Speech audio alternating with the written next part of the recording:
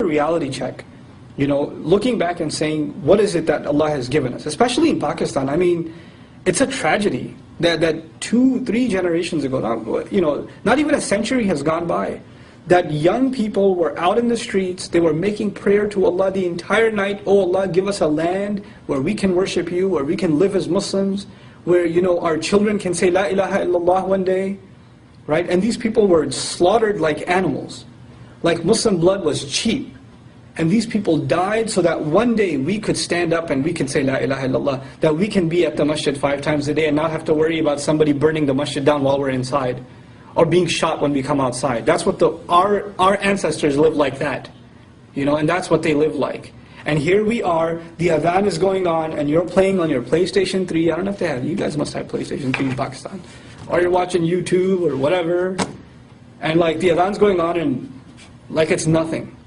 That adhan was the call to somebody to risk their life at one point in that same land. And now it's become so cheap, it's so valueless, you know. What does it mean when you hear Allahu Akbar? You know, in Arabic, I won't get technical with you guys, but in Arabic, Akbar doesn't mean greatest. It means greater. It's a comparative form. You know how you have comparative adjectives and superlative adjectives? Akbar is a comparative adjective.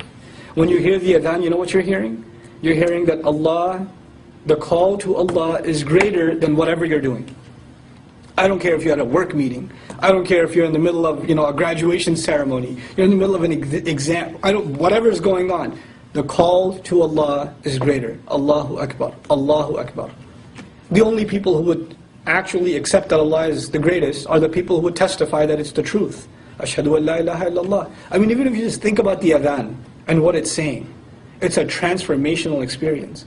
But it's a tragedy that we don't experience it like that. That we don't see it for what it is. The added challenge for you guys that I wanted to talk to you about in the second half of my talk is that you're living in a place that is the absolute most chaotic combination of interpretations of Islam in the world. You have all these different groups, you have all these different scholars, and they have their own brand of Islam, and they're all trying to basically build their alliances and build their following, etc. And so it can be very challenging, and for someone on the outside to look at that, they would just, it's easy to say, oh, these mullahs, all they do is fight each other and make groups and bash each other, so why should I even bother? And you know what? It's understandable. That is something that Bani Israel had done before us, and they ended up, you know, Allah talks about this idea of Muslims, you know, knowledgeable Muslims clashing with each other, and then the next generation just dropping their religion altogether, because they're like, why should I even bother with this, right? So Allah says in Quran, for example, in Surah Ash-Shura, He says, وَمَا تَفَرَّقُوا إِلَّا مِن بَعْدِ مَا جَاءَهُمُ الْعِلْمُ بَغْيًا بَيْنَهُم. They didn't disagree with each other until after knowledge came to them, out of an arrogance and a rebellion among themselves, and urged to rebel against each other and dominate each other. That's why they were arguing. And then at the end of that ayah, he says, you know, وَإِنَّ الَّذِينَ أُوتُوا الْكِتَابَ أُورِثُوا الْكِتَابَ مِن بَعْدِهِمْ لَفِي شَكٍّ مِّنْهُ مُرِيبٍ. Those who were given the book after them in inheritance, they're in serious doubt about it. They're completely in doubt about their religion, because they see the people of knowledge arguing with each other. Like, how can this religion be true if these knowledgeable people are arguing, right? So I understand that challenge. I'm not saying that that challenge is not there, but at the same time, you are intelligent people. You're going to college, you're going to high school, you're living in the 21st century, the century of open information. You have the obligation to at least study the religion for yourself, sincerely, not to cut corners, not to justify for yourself what you're doing is halal or not for those cheap or low purposes, but really to find your purpose in life. Why are you alive? Why has Allah put you on this earth? You know, why has He gifted you with La ilaha illallah? Wallahi, the youth of the young people of the ummah are the greatest treasure, and them wasting their life, them not appreciating the talent and the potential that they have, and what they can do for the world, it's a tragedy. It really is. As you're watching this video, the events of Egypt are unfolding before us. And I couldn't help but talk to you about that too. It's young people. Young people that brought a dictator to his knees.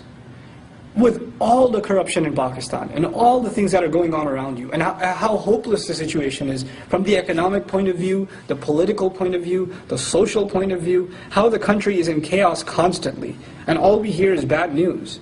you guys can be a force of good. You guys can be a force of moral reform, social reform, economic reform. It's a matter of us saying that this deen is a means of empowerment and pride. We can really do this, honestly. It can be done. And it's in your hands. It's, Allah has given that to you. So, take it and take it with pride. And, I'm talking right now to the men and the women that are listening, that this is a responsibility to uplift the Muslim community in Pakistan, to uplift them, and to have them live by the principles of justice, live by the principles of mercy, to truly show Islam what Islam is supposed to be. That's your responsibility. And the hijacking of Islam by groups that, when you think of them, when you think of Islam, all they want you to think of is fighting and killing and anger and rage and who's going to hell, and this like negative view of Islam that's being perpetrated and is being pumped constantly by the enemies of Islam, and unfortunately from within the Muslims also. You have to take our deen back.